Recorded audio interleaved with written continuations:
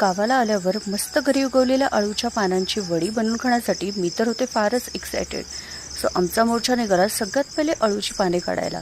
मी, माझी मम्मी आणि माझा भाचा. हे बघा मस्त छान छान अळूची पाने. हे शेक शेक शेक ला ला ला ला ला. मग थोडंसं स्टाईल मारून निघालो आम्ही पुन्हा घराकडे. सो कंटिन्यू करूया घराच्या आत. मग अळूची पाने मिठाच्या पाण्यातून मस्तपैकी स्वच्छ धुवून घेतली आणि मग अळूच्या पानांची दांडे कापून लागलो पुढच्या तयारीला. मिक्स केलं बेसनमध्ये सगळे मसाले आणि लसूण जिरं पेस्ट, तिखट, मीठ, हळद वगैरे सगळं काही.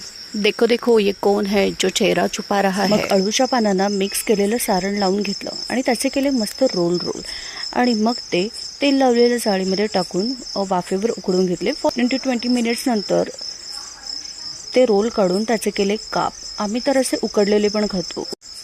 अँड फायनली रेडी झालेली आहे अळूची वडी. सो अळूची वडी आणि सोबत मसाले भात.